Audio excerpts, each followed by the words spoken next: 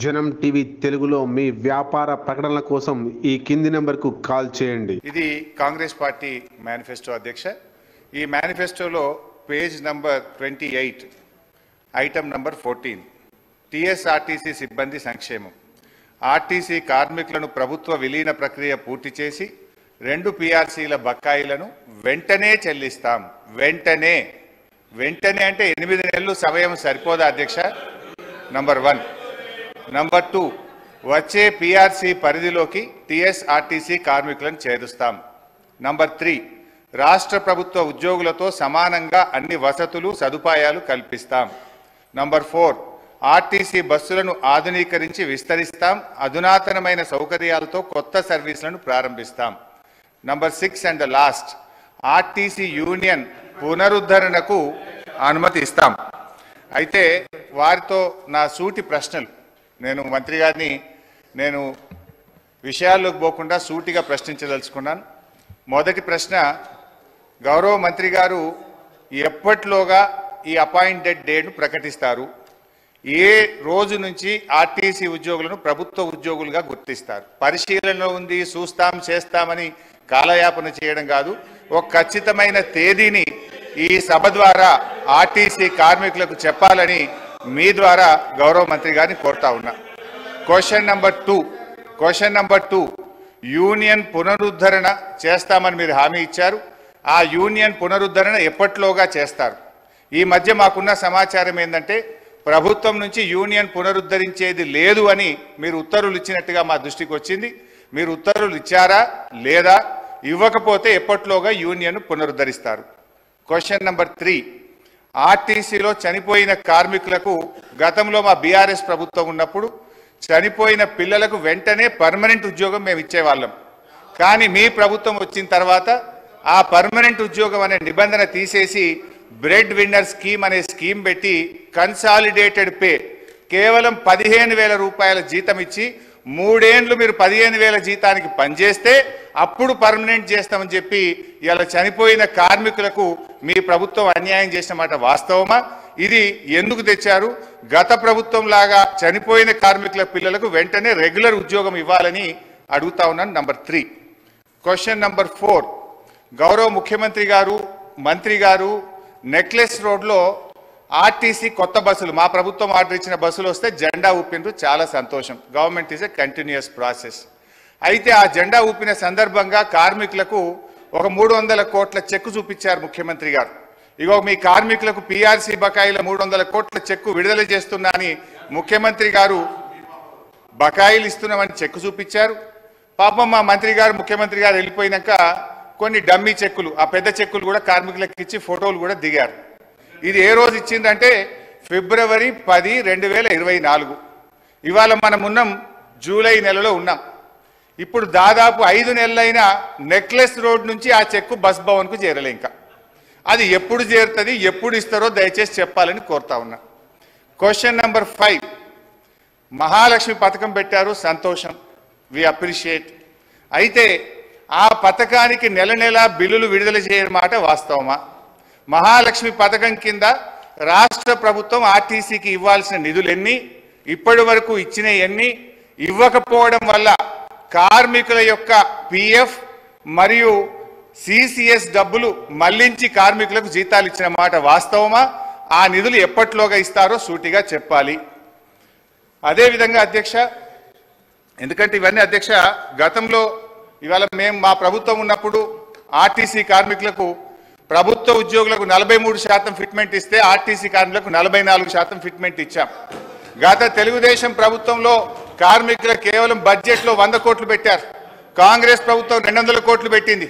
కానీ మా ప్రభుత్వం 1000 కోట్లు, 1500 కోట్లు, 1500 కోట్లు బడ్జెట్లో పెట్టి ఆర్టీసీ సంస్థను మేము కాపాడాం. అధ్యక్ష, దయ్యాలు వేదాలు వల్లించినట్టుగా 10 సంవత్సరాలుగా ఆర్టీసీను చంపి ఆర్టీసీ ఉంటుందా పోతుందా తీసేస్తామనేటువంటి పరిస్థితులలో ఒక ఎగ్జిక్యూటివ్ డైరెక్టర్ రిటైర్ అయిన ఎండీగా పెట్టి ఆర్టీసీకి జవాబు చెప్తారా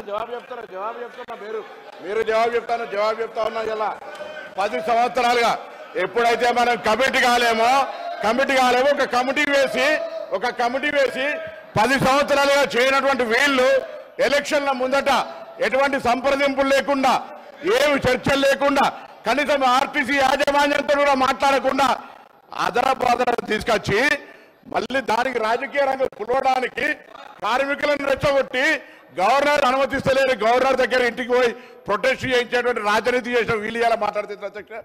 ఆర్టీసీ కార్మికులకు సంబంధించి గౌరవ సభ్యులు అడిగినట్టుగా ఆన్సర్ చెప్తున్నా ఒప్పుకోండి.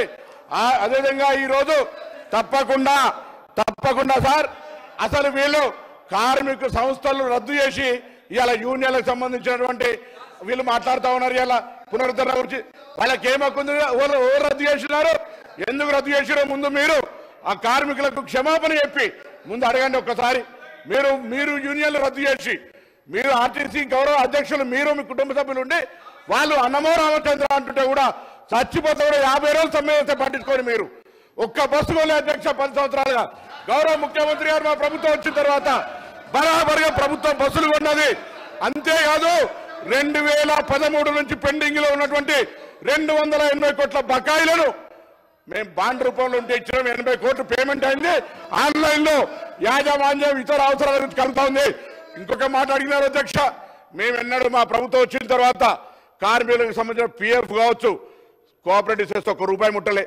4,000 కోట్ల బకాయిలు వాళ్ళ సంస్థ కార్మికుల సొమ్ము వాడుకున్నారు అధ్యక్ష. ఇవాళ ఆర్టీసీ 7,000 కోట్ల అప్పులతోటి మాకు అప్పచెప్పితే ఈరోజు ప్రభుత్వం మహాలక్ష్మి పథకం కింద నెలకు 300 కోట్లు ఇచ్చారు అధ్యక్ష. ఇప్పటికే 70 కోట్ల మంది మహిళలు ప్రయాణం చేస్తే అధ్యక్ష 2,400 కోట్ల రూపాయలు ఆ మహిళల పేరు మీద వచ్చినటువంటి సొమ్మును 2,000 కోట్లను ప్రభుత్వం తరఫున ఆర్టీసీకి ఇచ్చినాం. ఆర్టీసీ ఇంకొక మాట చెప్తా ఉన్నారు, కారుణ్య నియామకాలకు సంబంధించి అధ్యక్ష కారుణ్య నియామకాల పాలసీ ఎవరు తెచ్చినా ఇంకా సరళీకృతం చేసి ఈరోజు ఆర్టీసీ కార్మికుల కుటుంబాలందరికీ కూడా ఆధారం ఇస్తా ఉన్నాం. మేమేం ఎన్నడే జీవోలు మార్చలే.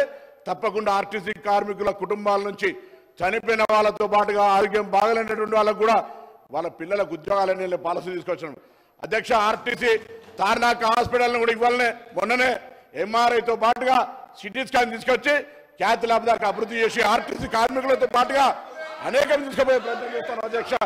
అదేవిధంగా ఈరోజు 45 లక్షలు ప్రయాణం చేసే సంస్థ 56 లక్షల మందిని ప్రయాణం చేస్తున్నారు అధ్యక్ష ఈరోజు. అంతేకాదు 3,000 కొత్త బస్సులకు సంబంధించి వారు అడుగుతా ఉన్నారు ఉద్యోగాలకు సంబంధించి అడుగుతా ఉన్నారు. 3,035 మంది ఉద్యోగులకు నియామకం చేసిన అవును అధ్యక్ష. ఆర్టీసీ ఇలా వాళ్ళందరికీ ధన్యవాదాలు చెప్తా ఉన్నా.